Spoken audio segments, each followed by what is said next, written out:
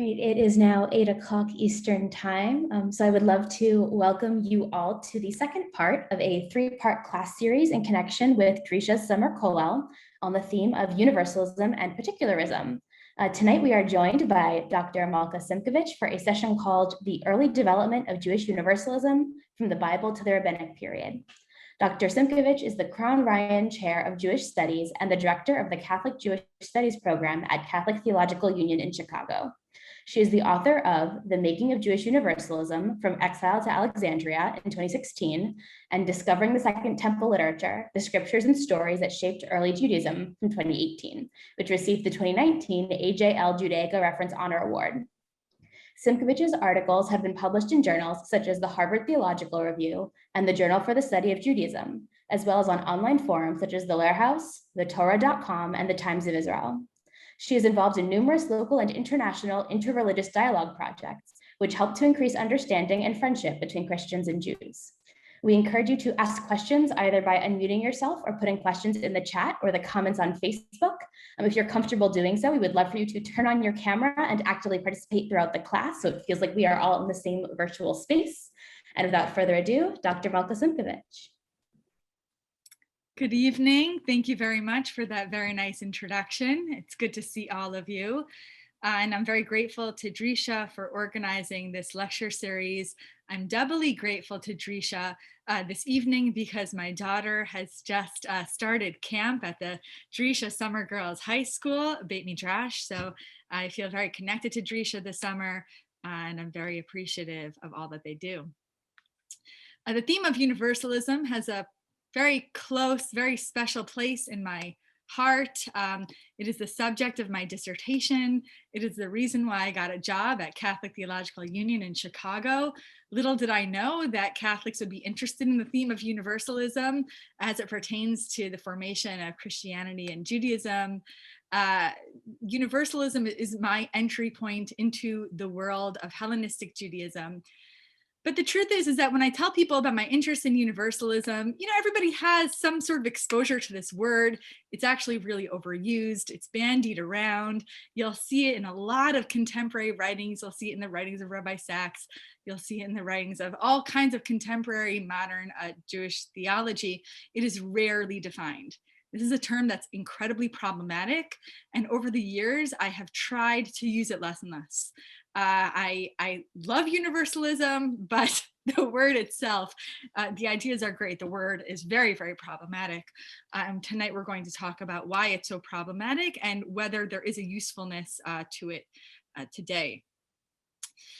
So we're going to start with a working definition of universalism, and this working definition is it works in opposition, I think, to the vast majority of definitions that you will see are presumed in other Jewish writings. So most of the time, if you read about universalism in contemporary theology, whether it's Christian theology or Jewish or another religion, you will find very often that the person using this word presumes that universalism correlates with an openness to conversion.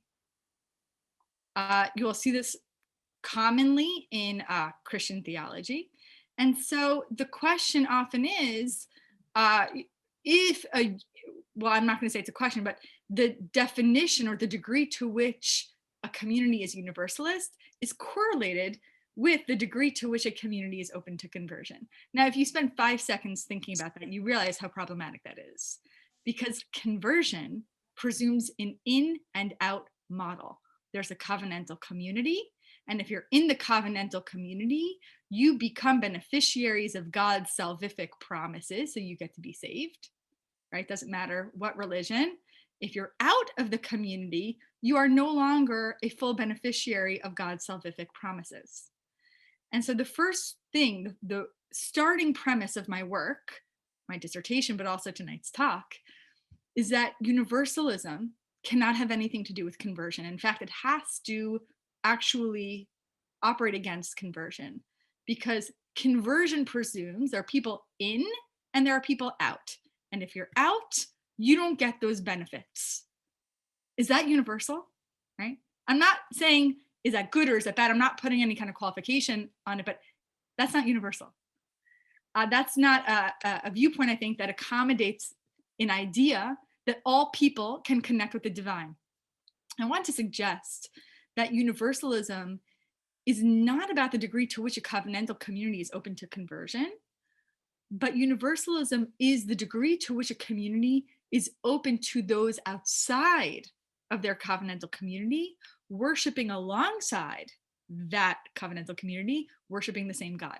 So in other words, the degree to which you invite others to worship alongside you without asking them to change, that's universalist, right? Otherwise, you're in a covenantal particularist model. So the question is, this idea, inviting other ethnic groups, religious groups, other communities outside the world of early Judaism, inviting those communities to worship the one true God without converting into the covenantal community, did this idea exist in early Judaism? The answer is yes. Otherwise, I wouldn't have anything else to say tonight. The answer is that it did. The idea is very rare. It's rare in the biblical text, in the Tanakh, but it becomes a very powerful idea by the end of the Second Temple period. And by the end of the Second Temple period, we see that it's so pervasive, especially in Greek writings produced by Jews in the diaspora, but also Hebrew writings produced by Jews in Judea. It's so pervasive that it infiltrates the early Christian community in a very powerful way. Now, today, many scholars will say, well, Christianity, actually, good scholars won't do this, but you'll see this in older scholarship. Christianity is universalist, Judaism is particularist, Christianity is ethical, Judaism is ritual. So this is obviously a very problematic binary. And most scholars today will complicate that. What I do see still happening, though, is that scholars will say Christianity and the universalist ideas that it developed borrowed heavily from Hellenistic thinking, from the Greeks, from specifically the Stoics in the 2nd century BCE. Now, what I try to argue is that this is not the case. That doesn't make any sense, actually, if you think about it. If you have some familiarity with the historical context of the New Testament, Paul is an Aramaic speaker. He has some trouble with Greek. He gets the job done, but he's from Judea. He is a Jew. In the 1st century, it is much more likely that Paul got these universalist ideas from Jewish texts, who in turn were influenced by the Stoics, right? So there's a lot at stake here.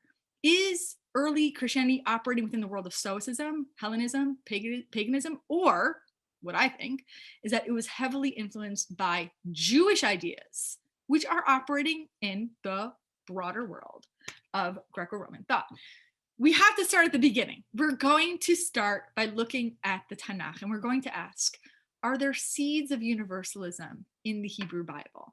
And again, universalism here, not in openness to conversion, but an invitation to all people to worship the one God alongside one another without changing their ethnicity or their religion. It's also very important that I sort of put conversion to the side, because if you, I'm sure you've thought of this, there is no category of conversion when it comes to the Tanakh. The notion of conversion is a later idea. It probably becomes sort of a systemic normative process, not earlier than the 2nd century BCE. So what do you have in the Hebrew Bible? Of course, you have very famous individuals who joined the Israelite community, right? You can name them. Ruth is a very famous one. Naaman is another one. The father-in-law of Moshe, Yitro, right? These are people who joined the Israelite community. Sure, there's no question that these the stories of these people are very powerful and compelling.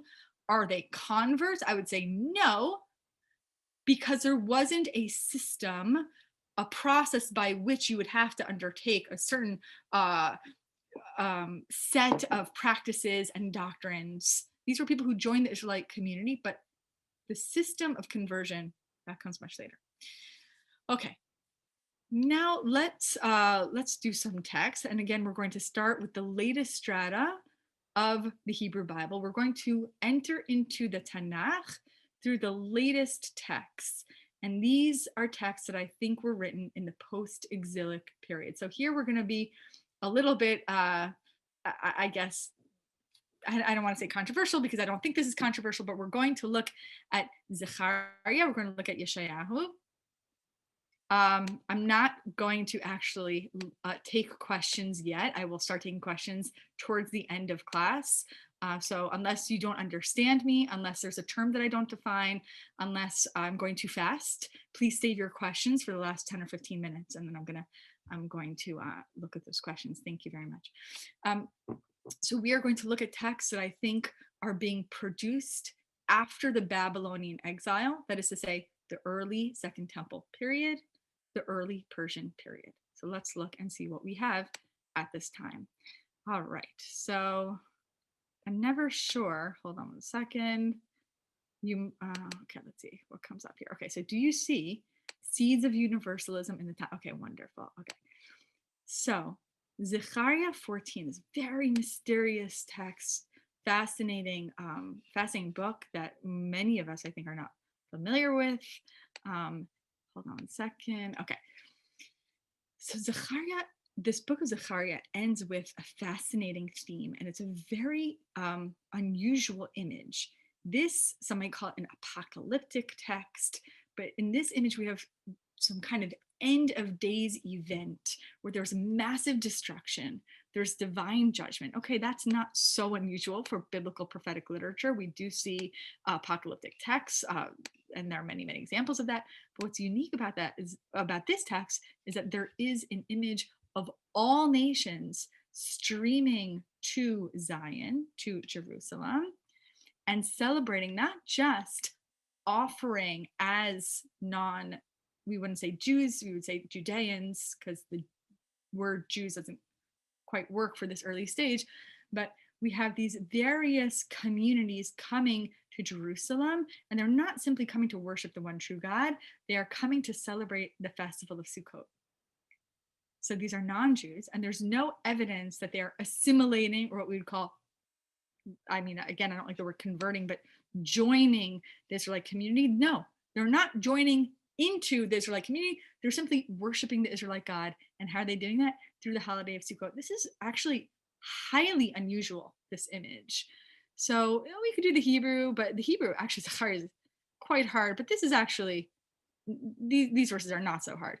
Okay, so after all the destruction, after this massive judgment that causes enormous casualty on both the Judean end and the non-Judean end, after that, those who survived, those who survived, Habaim al Yerushalayim, that have come against Jerusalem, what will they do? They will come up and worship the one true God. So those enemies of Jerusalem are then going to go to the rebuilt city and worship God. And how?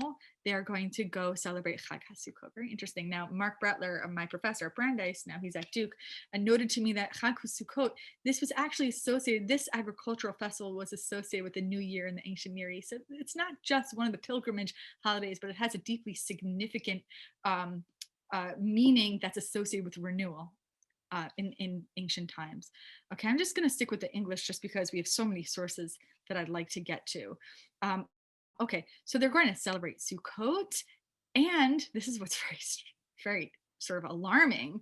What happens if they don't celebrate Sukkot? If any of the families of the earth do not go up to Jerusalem, what's going to happen to them? There will be no rain upon them. Now, we know rain to be a very purely covenantal expression, a barometer of how the relationship between Israel and God is doing, right? If you look at Devarim, if you look at other parts of the Tanakh, rain is something that's really covenantal. If the people in the land of Israel are good, they get rain. If the people are sinful, they don't get rain. And now this covenantal barometer is being applied to all these other nations. Why? Because these nations who don't keep Sukkot are going to be punished in the same way that traditionally the people of Israel have been punished when they sin. There's no indication here, however, that these people become Israelites. In fact, just the opposite. Throughout this passage, they are referred to as the Mishpechot Haaretz, the families of the earth. They don't become Israelites. So here we have these various communities coming to Israel, coming to the land of Israel. And if they are doing it right, they keep Sukkot. And if they are not, they are punished. And rain is specific usually to the land of Israel, but the indication here is that where is the rain not falling? In their own lands. And so this period in which God becomes the universal God of all the families of the earth, suddenly all the families of the earth, as they are in their own ethnicities and their own religious worship, they're all subject to the same covenantal rules. Now, this to me is universalist, right? Because we don't see all people becoming Israel. That's not apparent in the text. It doesn't say everyone is going to be Israel. And so we're going to have this, all people on the planet are now suddenly Bnei Israel. That's not what it says. No, everyone is part of the Mishpachot HaAdamah, or the Mishpachot HaAretz. And yet they all have the same rules that they're playing by, and they all worship the one true God. This is a really, really remarkable text, I think. And this notion, actually, when I was researching for my dissertation, I literally leafed through every page of the Tanakh, because that's what you do when you're a masochistic PhD student and you're willing to do crazy things. I literally, with a pencil, just like went through it from front to back over the course of like 4 months. And I only found 2 other texts that really came close to this kind of image. And what's interesting about the other texts that I found is that they bracket what's known as third Isaiah. So I'm not going to go into the various controversies regarding the authorship of the book of Yeshayahu. Yeshayahu is known as an 8th century Jerusalemite court prophet for King Chizkiyahu at a time when Judea is in crisis. The northern Israelite kingdom has just been exiled by Assyria. Judea is in crisis. It ends up not being exiled by Assyria in the late 8th century, but they almost are, and then they end up being exiled by Babylonia. But the point is, it's a turbulent time. Most scholars do attribute the last 11 chapters of Yeshayahu to a later author, and we can talk about why that is. So I will be treating this like a later text, and I don't want that to derail the conversation. You can all have your own opinions about it. We'll look at the text as it is, and then we can think about this together or perhaps separately. But in any case, in Yeshayahu 56, Nunhei, and at the very, very end of this long book of Yeshayahu in 66, we have an image of all nations streaming to Zion. And again, no evidence of assimilation. And this is very important, because if they assimilate, if they become Israel, to me, that's not universalist, because then they're entering into this covenantal community where there are outsiders who are not, right? But look at how carefully this image is constructed. And we have this word nilvim, it's very hard words. These people, the foreigners who nilvim, who stick themselves, it's not joining is sort of like a weak translation. They glue themselves onto God to serve this God. And not only do these foreigners glue themselves to God to serve him, but they love the name of the Lord. They want to be God's servants. Again, I'm going to be very obnoxious and use an academic phrase. It's a really horrible word that I'll never use again, hopefully. Deuteronomistic, by which I mean Devarim, right? Devarim uses, remember, what was the word that we saw in the first source that appears in Devarim? Oh, the notion of rain, the theme of rain, right? And so here we have this notion of being servants to God. This is a very important theme in Devarim, because remember, the people are servants to Paro, they're avadim in Egypt. And then Moshe gives a speech after 40 years in the desert, and he says, you're still avadim. Guess what? Newsflash, you're avadim. You're no longer slaves, though. You're servants. You're avadim. It's the same word. You're avadim to God, and that brings you a sense of liberation, but you're still avadim, right? So these bnei nechar, these foreigners they desire to be avadim, just like the Israelites are told that they have to be avadim for God in Devarim. It's the same language. And how are they going to observe how are they going to express their connection to this God? Through the most covenantal way possible, through the observance of Shabbat. These foreigners are going to go to Zion. They're going to go to the land of Israel. They're going to keep Shabbat. They're going to be machazikim bivriti. They're going to hold fast to my covenant. What am I going to do for these people? God says, I am going to bring them to my heart, to my holy mountain, to my Har Kodeshi, and I will make them joyful in my house of prayer. They will bring me sacrifices. I will accept them. And then we have this very famous, very powerful verse, because my house shall be called the house of prayer for all people. Ki beiti beit tefillah yikrei l'chol hamim. And again, what I think is very powerful here is that they're still amim. So they have not become Israel, right? Because I'm saying this, God, Mikabes Nitchei Israel, I am the one who gathers the outcasts of Israel. But these people are not Israel, right? Those are two separate communities. All the foreign nations are going to come to the land of Israel and do something very similar to what we see in Zechariah 14. They're going to take on covenantal practices, but it doesn't seem like they're fully assimilating. And that notion is reinforced in the very, very final words of the book of Yeshayahu. This is actually a very dark passage. It's cited as a passage of redemption, but that's because many leave off the final sentence, which is a sentence of destruction, a verse of destruction, which I have left off here as well. You can look it up. Okay, so God says, I know their thoughts, I know their works. I'm coming to gather all nations and tongues, and they shall come and see my glory. So again, they're going to retain their ethnicities. They're not going to assimilate. I'm going, just like God is the gatherer, mikabetz nidchei Israel, but what is God also? He is mikabetz et kol hagoyim v'halashonot. So those are separate categories, right? God is going to gather in the outcasts, the exiled people of Israel. And that's, by the way, one of the reasons why scholars say this is a later text. Judea hasn't been exiled in the late 8th century BC, but God is also the gatherer of all the nations. Why? Because they're going to come to Zion and they are going to see my glory, and I'm going to set a sign upon them.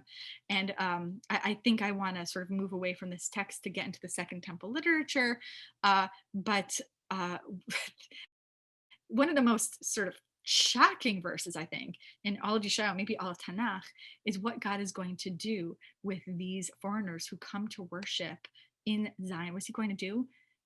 In case you missed the point, where earlier God tells these foreign nations, you have to observe in covenantal ways, you have to worship me in covenantal ways, God says, I'm going to take from them priests and Levites. I'm going to take from them the Gamehem ekach lakohanim laleviim, Amar Adonai. So it's going to be a whole new world. All of these communities are going to worship me in ways that look identical to how only Israel worships me today, and yet they're going to retain their separateness from Israel. What kind of world is this, right? This seems so different than the end of days images that I was familiar with as a child.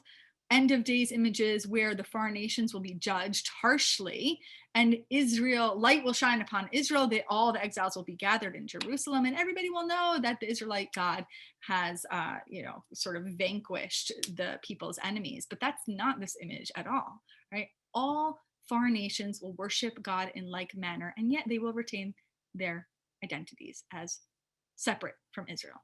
So what do you do with this? Is this simply marginal? Is this peripheral? Is this an idea that just was sort of experimental for some biblical writers, but it ended up being thrown into the wastebasket of, I'm trying to think of something eloquent to say, the wastebasket of time?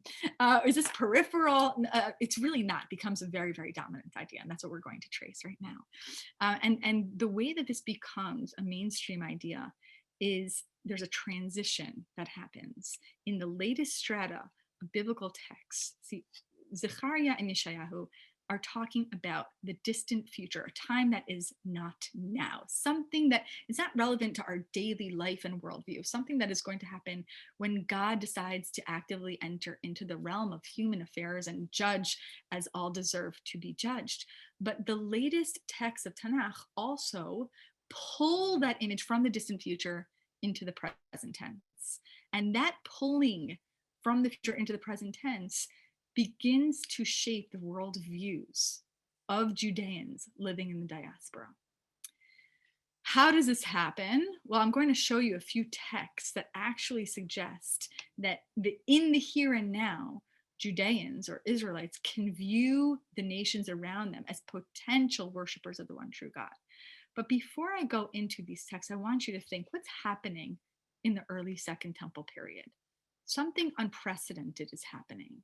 The Jews have not returned to the land of Judea after the Babylonian exile, which starts in around 586 and it comes to a close around 538. Cyrus, the Persian king, has taken over the Babylonian kingdom, and he says to the Judeans in exile, you can go back. And many of them do, 43,000 about go back, and many tens of thousands do not go back. And there's a big question that scholars have. Did Jews at this time, Judeans, perceive the exile as having come to a close? It couldn't have really come to a close because not everybody returned. On the other hand, everyone had technical permission to return. So one could argue that God had ended the exile, and yet the people hadn't acted upon that permission to return. And so you had this era of confusion. At the same time, Jews are spreading and spreading and spreading and spreading throughout the diaspora. And so for the first time ever, you have this community of Israel that is global. And so all kinds of questions arise when you're dealing with a global community that has ties, that has roots to a certain land, that has a common national memory, common scriptures, common notions of covenant, and yet they're spread out across the world. And there arises this sort of recognition: we are not all going to be living in one small place forever and ever again. That's not our imminent, maybe that's in the far future when God forces it to happen, but it's not our imminent present. And so theological questions arise, such as, what does our God say about all of humankind, about our neighbors, right? About our Babylonian neighbors in the East, and later our Roman and Greek and Egyptian neighbors in the West, right? How should we as the covenantal people relate to all of humankind? These are new questions. It used to be in the ancient Near East that gods are local, they're geographic, they're ethnic. You go to one place, you worship the local god. You go to another place, and then you take on the gods of that local area, right? The Judeans are the first to say, no, our God is universal, and wherever you go, that God goes with you, right? The rabbis have very beautiful articulations of this idea in the Midrash. They say that there's I don't remember where it is, what source it is, but there's a very famous image, a Midrashic image of God going down into exile with the people. So by the Hellenistic period, I'll say this maybe later, I'm not going to get into this so much now, but as Jews are contending with these ideas, how does our universal God relate to all of humankind today? Not in the far future, in the apocalyptic future, but now. There arises contemporaneous accusations against the Jews that they are particularist, that they are clinging to their ancestral laws, that they are not properly assimilating into their host cultures, that they are holding on to these antiquated ideas, that they are not progressive, as Jews are saying, wait, our God is universal, and our God cares about all of humankind. How do you square that? How do you square that with the covenantal? By the way, I just had to pause and say that the person who just texted me is my daughter at Drisha, who's a half an hour late, but she wants to join this year. So I don't know how she's going to get the link, but maybe she'll just watch a recording. Okay, so I lost my train of thought. Okay, so the question is, how do Jews retain this notion of covenant, of particularity, of election, and at the same time, the reality is they're spread all over the world, and they're contending with questions that are universal questions. What is our relationship with humanity? What is our God's relationship with humanity? So this is a balancing act, and they want to have their cake and eat it too. They want to be both universalist and particularist, and I will argue that actually those categories should not be viewed as in opposition to one another. But let's look at a few biblical texts, and I think that these texts, some are from Tehillim, and then I'll show you Daniel, but we're not going to spend so much time on this because I want to get to the later Second Temple literature. But I bring these texts to you because they're evidence that there are writers, and I view these texts as later, as post-exilic, there are writers who are bringing this notion of, in the far future, God is going to gather all of the nations and they'll all worship God alongside one another without converting into Israel. That idea is infiltrating the present reality of certain Jews in the early Second Temple period. And this idea solves the problem of how do we live in the diaspora under a host culture, contend with a global human population, and retain our covenantal community, our sense of cohesiveness. And so look at this very beautiful, I mean, I'm sure many of you on this call have recited this, have liturgically recited this psalm, but look at what we're singing. If you sing this song on the Sabbath, on Shabbat, look at what this truly is. This is an invitation to all people. Havu l'Adonai mishpachot amim, havu l'Adonai kavod va'oz. This is not a covenantal psalm. This is an invitation to all people to recognize the one true God. And not only that, but this is where it gets remarkable, to bring offerings in the temple, in the Jerusalem temple, which historically was not open to Gentiles. So this is quite a radical idea. all nations, and it's not in the far future, God is going to, basically make everyone dead, and then the few survivors will come and worship. No, but this is a present tense invitation to all the families of the earth to worship God. And again, to what extent is this representative of normative thinking? And this is a very, very hard question. It's not an answerable question, because we really also cannot date this song with definitiveness. What is the historical context of the song? I'm dating it late. That's what scholars tend to do. I'm not putting it in the 2nd century BCE like some scholars might, but I do think that this represents an early Second Temple period worldview. It could be earlier, but certainly this notion emerges after the exile. We can invite all the families of the earth to worship God in a way in which we can imagine them even serving God in those very particular ways that right now only Judeans serve God. And look at this text in Daniel. Daniel is, well, scholars think that it's divided into 2 halves. There's the earlier stories, the court stories of Daniel and the court of the king. It's not always the same king, but Daniel is a Persian courtier in the early Second Temple period. Sometimes he's talking to the king Nebuchadnezzar, who's Babylonian.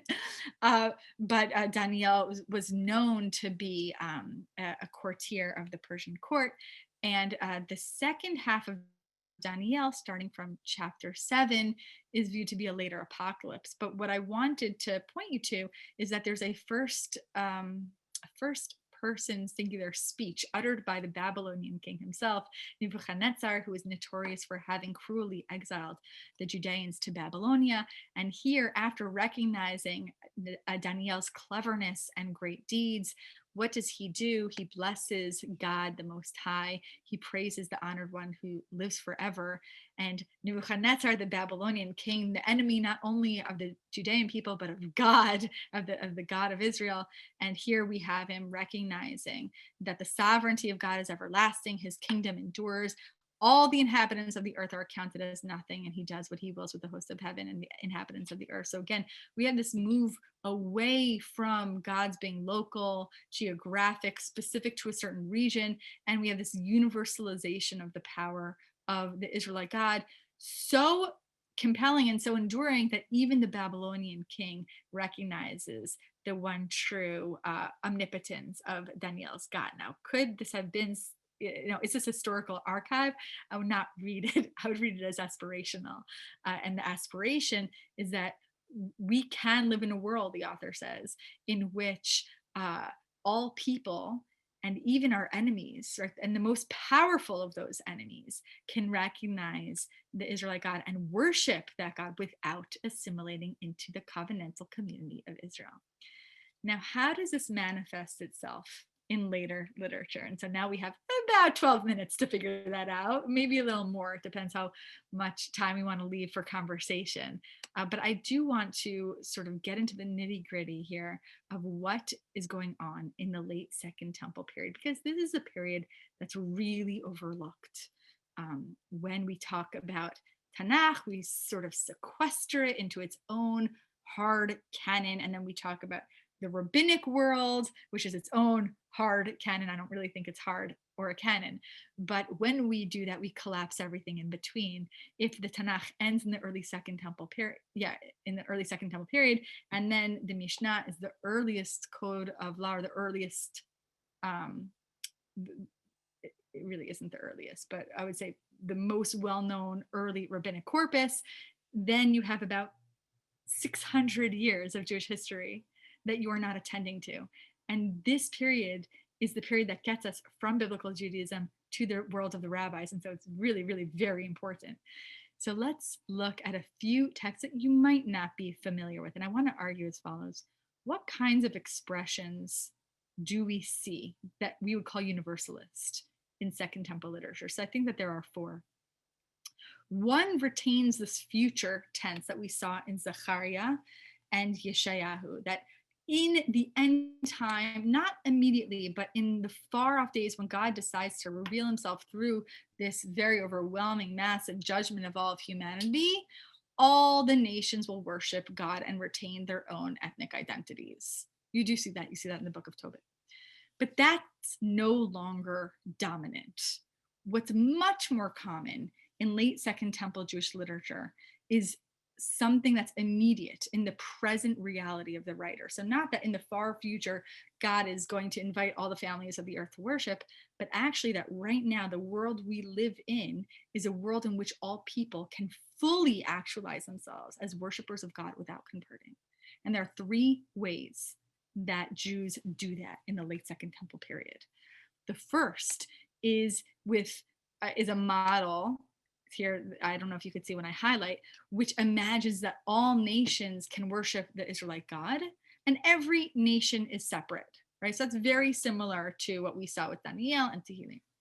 But there are other universalist texts that ignore the distinguishing markers of Judaism. And when I say distinguishing markers of Judaism, I mean primarily the big three markers of Jewish practice. I always talk about this, the big three that defined common Judaism in the late Second Temple period, and that is Shabbat, dietary law, and circumcision. And you could layer on to that coming together regularly to read and interpret the biblical scriptures. You might layer on to that specifically in the land of Israel, purity laws, but really the main three things, Shabbat, dietary law, circumcision, these were the identifying markers of Jewish practice in the late Second Temple period. And there are universalist texts written in Greek and Hebrew, preserved, composed and preserved in the late Second Temple period that ignore these markers.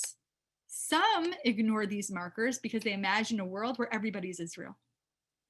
And some ignore these markers because there is no Israel. And the covenantal model is eliminated. And you might guess the end of the sad story is that it seems that those communities ended up over time assimilating into their host communities. We lose track of them after the first or second century CE. We lose track of them. But I think, again, that there are three models of universalist expression in the late Second Temple period. One where Judaism retains its distinctive practices, kashrut, dietary law, circumcision, and the other nations and other families can worship the one true God and they have their own separate practices. But then there are also texts that eliminate these distinctive markers of Judaism, either by making everyone Israel or no one Israel. So let's take a look at a few fun texts. We're not going to do all of these sources. There's just no way. But what I'm going to do is I'm going to email Drisha this source sheet sometime tonight. It will be posted online. You can take a look at it on your own time. And I'm also very happy to hear from you if you want to email me with questions or comments. In the summer, I need more time to respond, but certainly this is a springboard conversation. We're not going to be getting through all of this. Okay, so I want to introduce you to a fascinating document written in the 2nd century BC. It's barely an introduction because I just took a few little lines, but this document is the oldest attestation that we have to the process by which the Hebrew Bible was translated into Greek, into the Septuagint. It's the oldest source. It's a 2nd century BCE source. We have Philo of Alexandria, who uses this source to talk about how the text was translated into Greek. We have Josephus. We have the rabbis, very famous story about how there were 70 rabbis and they each went into a separate room and came out with the same translation. But this is the oldest text that we have that talks about the translation of the Hebrew Bible into Greek. It is an Alexandrian Jewish text, and it can also be read as an apology for Judaism. An apology doesn't mean I'm sorry about Judaism. It means a defense of the integrity of the Jewish religion, written for a Jewish audience, but sensitive to a potential Hellenistic readership. So the letter of Aristeas recalls the process by which the Hebrew Bible is translated into Greek, and it opens up with a scene in which the courtier Aristeas asks Ptolemy II Philadelphus, the king, the Ptolemaic king of Egypt, so it's one of the three Hellenistic kingdoms that developed after the death of Alexander the Great. So we have this Ptolemaic Greek kingdom that overlays and includes Egypt. So Aristeas approaches the king, Ptolemy II Philadelphus. It takes place in the late 3rd century BCE, but this is written in the 2nd century BCE. And he says to the king, look, before we embark on the project of translation, and before we bring 72 Judean scholars to Alexandria to translate the Hebrew scriptures into Greek, we are asking that you show us some goodwill, show the Jewish community goodwill. And it's unclear whether Aristeas is Jewish or not. Probably he is a Jewish courtier in the court. And he says, Ptolemy to Philadelphus, you have Jewish captives from your previous conquests. Release those Jewish captives as a gesture of goodwill to the incoming Judeans who are coming to visit us, to translate in Alexandria on the island of Pharos, to translate their Hebrew scriptures. Do this for the community. It'll make them feel really good. And Ptolemy too does. He releases the Jewish captives that he had taken in his wars. But part of the argument that Aristeas makes is you really got to release these Jewish captives. Why? Because kumbaya, we're all the same. These people, these Judeans, worship God, the overseer and creator of all, whom all men worship, including ourselves, O king, except that we have a different name. Their name for him is Zeus and Jove, but our name for him is the Tetragrammaton. In other words, we, Jews, and you, Hellenists, have one God.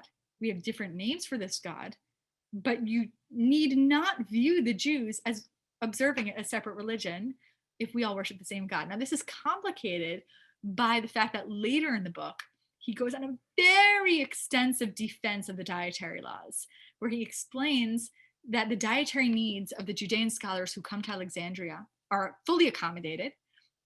But he goes through a long tangent, hundreds of lines long, defending the rationales of dietary law. And it's probably the first of its kind to ever have been produced.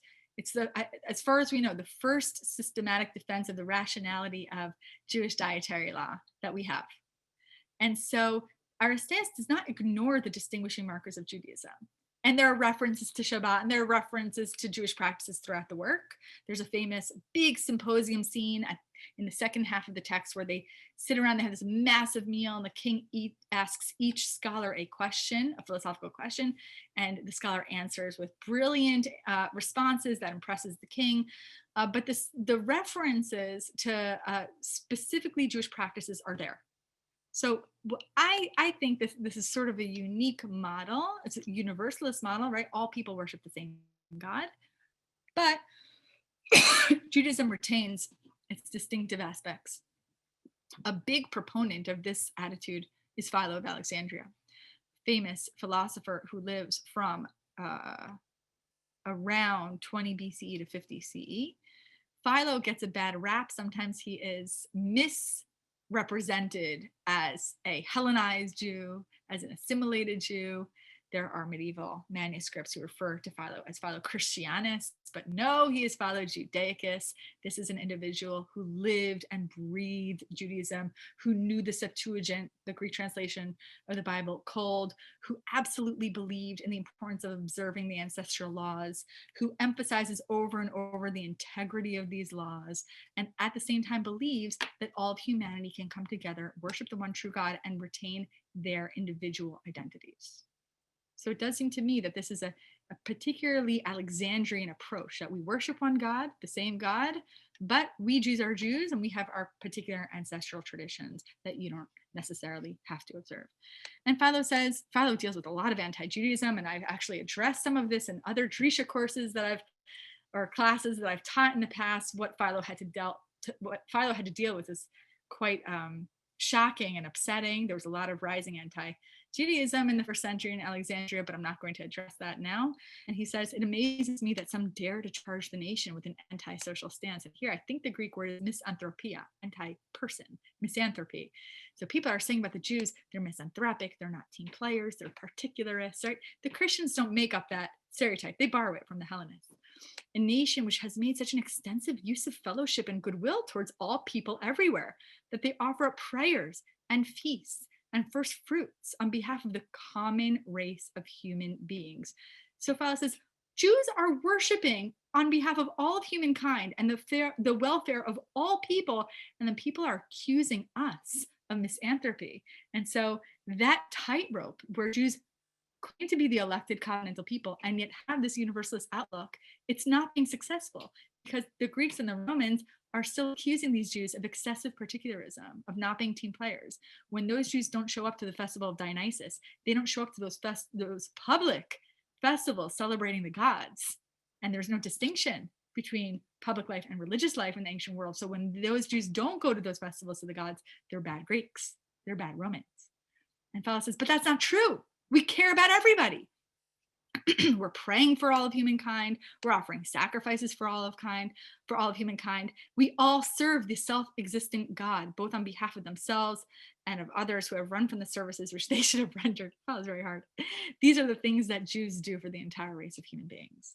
And so Philo was in despair. How could we be accused of such particularism when, despite our covenantal practices, we are worshiping and we are praying on behalf of all of humankind? So I'm not going to I think I have to change the pace a little bit over here. But so that's one model, right? So there's a universalism in the immediate present, and nations keep their distinctive aspects. But what about these two models? That the distinctive aspects of Judaism are eliminated, right? In some texts eliminated because there's this idea that all nations will assimilate into Israel, in a fascinating text called Joseph and Asenath, which is an imagining, a novella of the conversion. It's not a word that I use lightly, but the conversion of Joseph's wife Osnat, Asenath, into Judaism, late 2nd century BCE Greek text, probably Alexandrian. Asenath converts, she enters into Israel, and there's this image of all of humankind being invited into the community of Israel. But I don't want to focus on that. I want to focus on this. The radical allegorizers. And with that, we'll pull things together and we'll have a conversation. The universalist idea that all of humankind can worship together outside of the framework of covenantal community was very appealing to Jews who were sensitive to accusations of particularism. Some of those Jews really imbibed and internalized these accusations, and they did not want to be perceived as particularists or claiming sort of special status as the elected people of God. They weren't comfortable with this. And if you can think of contemporary resonances that you're mapping onto your head right now in the year 2021, feel free, because it's sort of tempting to do that, but that's not where I'm going right now. But Philo talks about these Jews, that there are Jews who are abandoning their observance of ancestral law and then presenting their Jewish identities as really identities that are universal in the sense that they invite all people to worship this one true God, and the distinctive ancestral laws fall to the wayside. So in other words, Philo angrily tells us that there are Jews in Alexandria who are no longer observing their ancestral laws. What are they doing? They're allegorizing those laws instead. And these are known as the radical allegorizers. Let me see if I could, okay, here's what he says. It's such a great phrase, the radical allegorizers. So Philo's talking about Jews in Alexandria, Jews that he does not agree with. And he says, Philo's very hard, but let's try it anyway. There are some who, regarding laws in their literal sense, in the light of symbols of matters belonging to the intellect. In other words, there was a way of allegorizing, and we see this with the Alexandrian philosophers, of allegorizing laws and allegorizing ideas, so that the true meaning, the true essence of something is not its physical representation, but the symbolic meaning behind it. And so Philo says this idea that you find in Greek philosophy is being applied by Jews to their ancestral laws. So what are they doing? They're saying that they're regarding their literal, their laws as symbols of matters belonging to the intellect. So they're over punctilious about the latter. In other words, they care very much about the symbolic meaning of these laws, but they treat the former, the actual literal observance of these laws, with easygoing neglect. Again, if you're having a hard time with Philo, join the club, and you should try it in Greek. Some men, and I think that's a typo, for my part, I'm not sure, should blame for handling the matter in too easy and offhand a manner. They ought to have given careful attention to both aims. Okay, for example, let's talk about Shabbat. It is quite true that the seventh day is meant to teach the power of the unoriginate God and the non-action of created beings. But just because you understand the symbolic meaning of the Shabbat does not mean that you could stop observing Shabbat. Let us not, for this reason, abrogate the laws laid down for its observance. You still cannot light fires on the Sabbath, Philo says. You still cannot till the ground. This is fascinating because this is one of the earliest references to some of these observances, because we find these in later rabbinic texts, but Philo is early 1st century, so this is pretty cool. You still cannot carry loads on the Sabbath, or institute proceedings in court, or act as jurors, right? All of this stuff you still cannot do. But there are Jews who are saying, well, we can do this as long as we understand the symbolic importance of the Sabbath, right? And Fala says, no, no, no, no. You have to retain the allegorical meaning, and you also have to keep the Sabbath. Moreover, circumcision, another great example, because it's a distinguishing marker of Judaism. It's true that receiving circumcision does portray the excision of pleasure in all passions and the putting away of the impious conceit, right? There's a symbolic meaning of circumcision that has to do with our humbling ourselves. And this was considered very barbaric among Greeks to mutilate yourself through circumcision.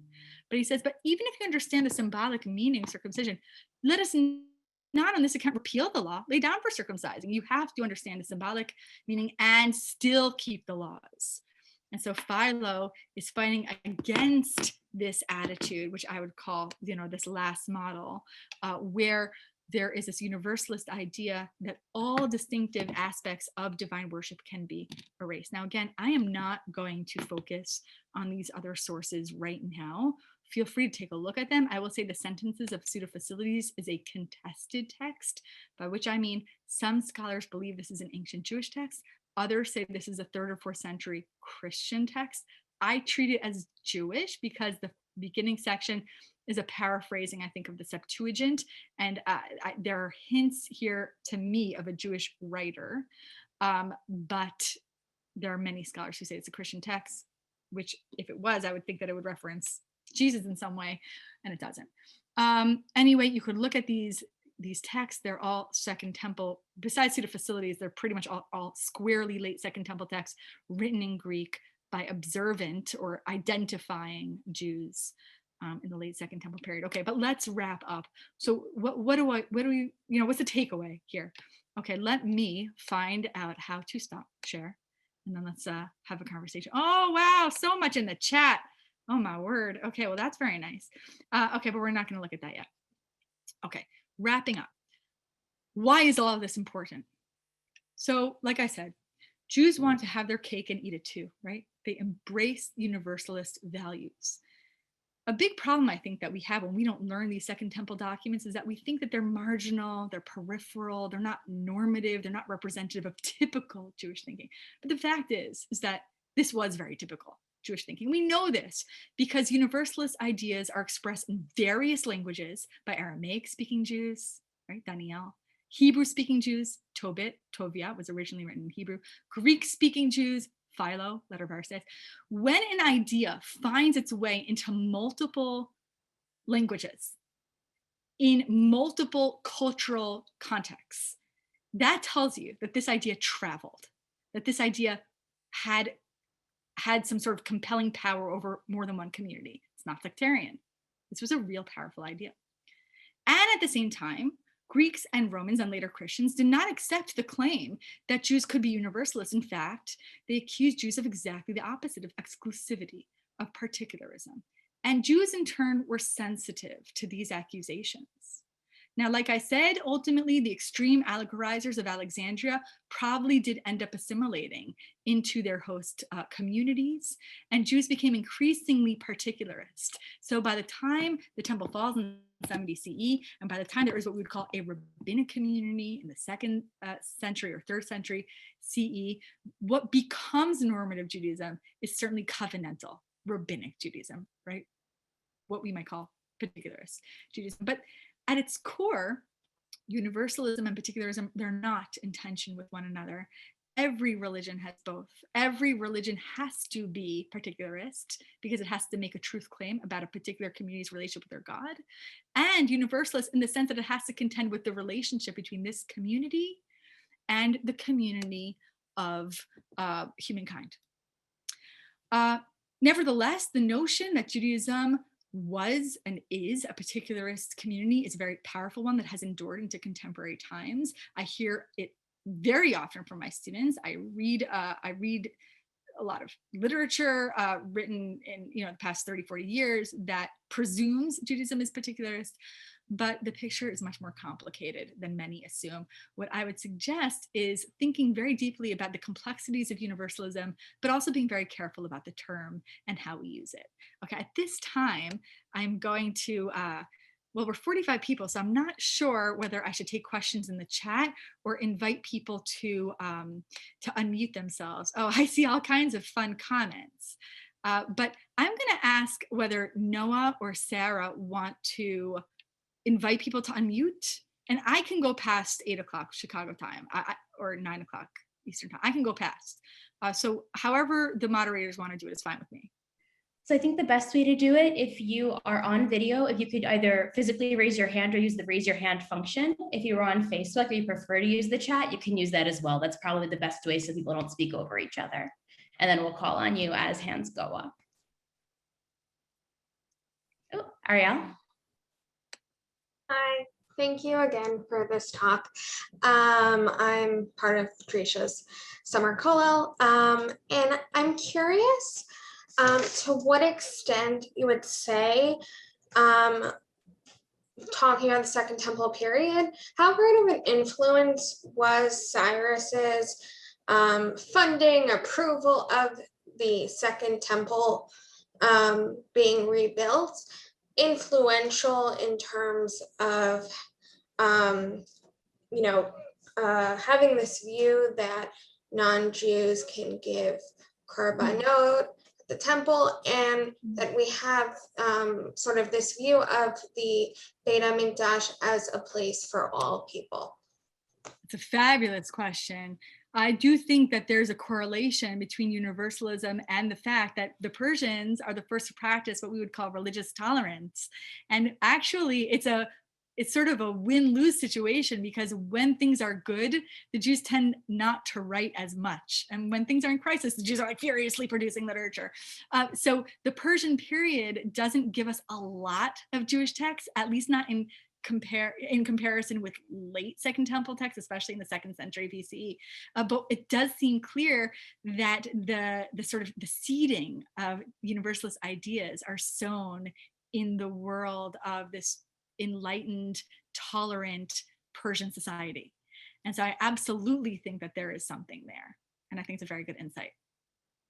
Sorry. So what is it about the second entry, the Joseph and Asnat text, that I mean, I assume that you're thinking that that Jewish particular observances drop out because they're not being mentioned in the text. Not unlike how they're not mentioned in Megillat Esther, by the way. Yeah, although what's interesting with that is that the Greek version of Esther sticks them all back in, because the writer of the Greek version is like, what's going on here? There's no God, there's no, but just to stay with Joseph and Asnat. So there's is it because there's no mention in those texts of particular Jewish practices that you're thinking that it gives evidence for an intellectual community of Jews who are thinking that the world will become Jews, and at that point there will be no Torah, similar to, I don't know, to early Reform Judaism? Everybody does that. Everybody starts about, yeah. Well, so I think it's not a bad mashal, and I mean it's understandable why one would use that as a parallel. Sure. We don't need to keep separate. In other words, we can drop ritual because we do not need to keep separate, because everybody is now an ethical monotheist. Correct.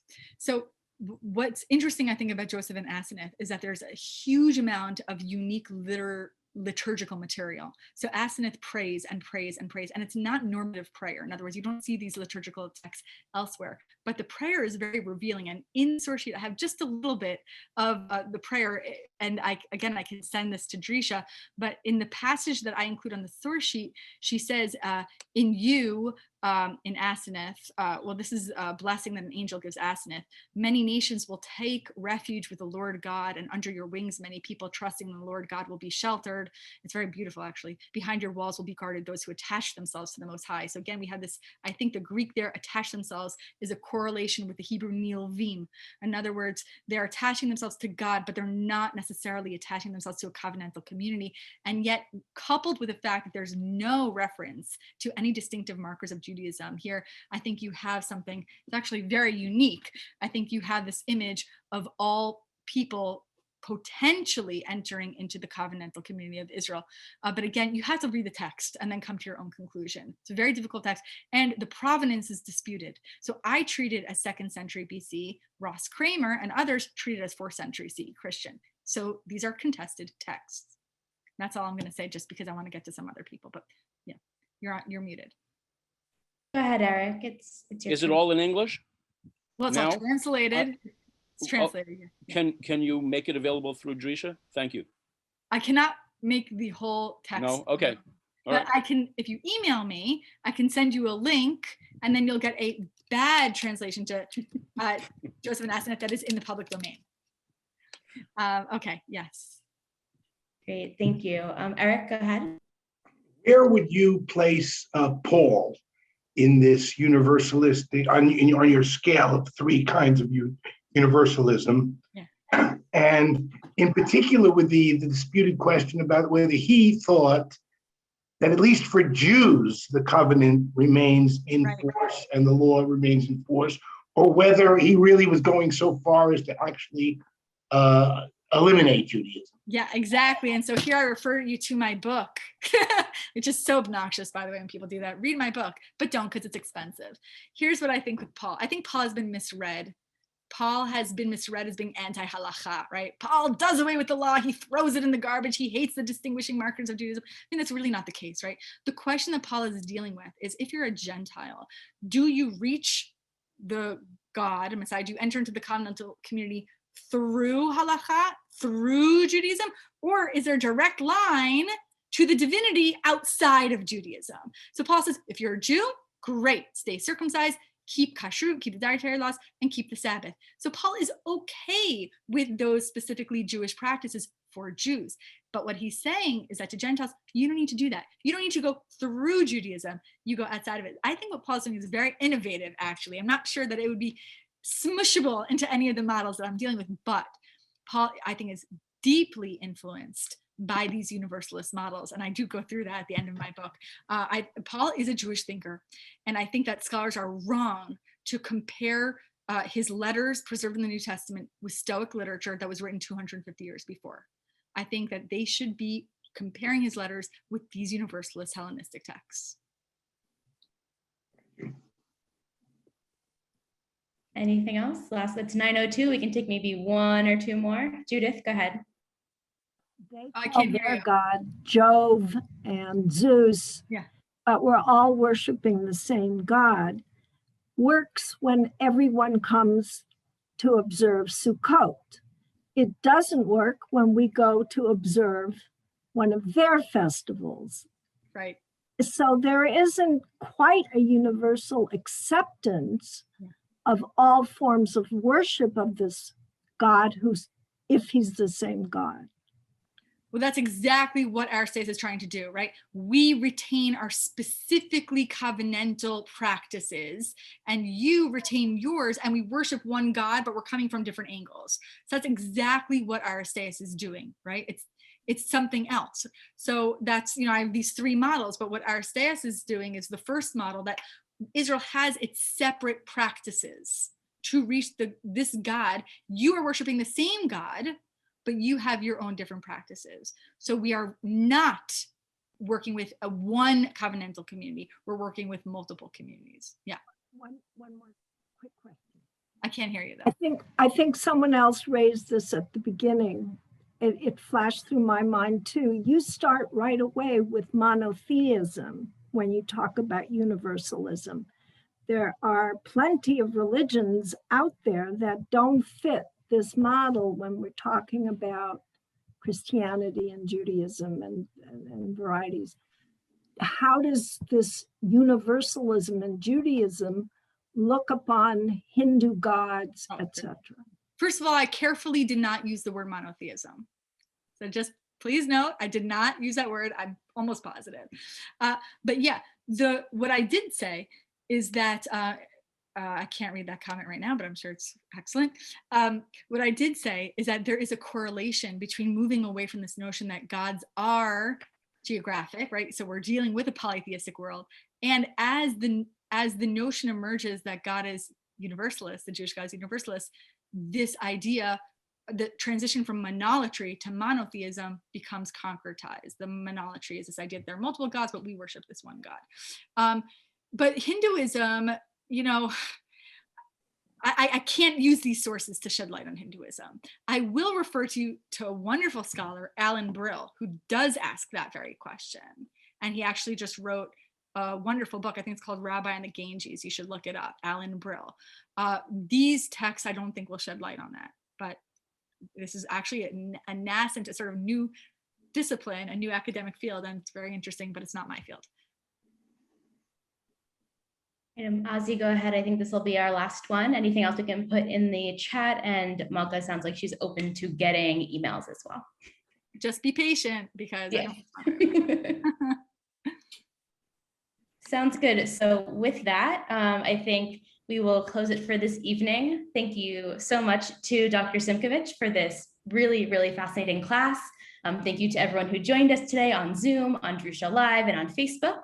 Our Kollel Summer Lecture Series will conclude 1 week from tonight, next Wednesday at 8 p.m. Eastern, with Rabbi Dr. Sam Liebens, teaching a class called Exploring Rabbi Sacks on the Universal and the Particular. If you want to rewatch this class, or if you missed Rabbi Wendy Amsalem's class last week, you can see those recordings as well as recordings of all of Drisha's virtual programming on our website at www.drisha.org/audio library. Also, you can find out more information about all of our upcoming programming, including some just posted classes for Tisha B'Av at www.drisha.org/classes. Thank you again, Dr. Simkovich, and I look forward to seeing everyone again soon at Drisha.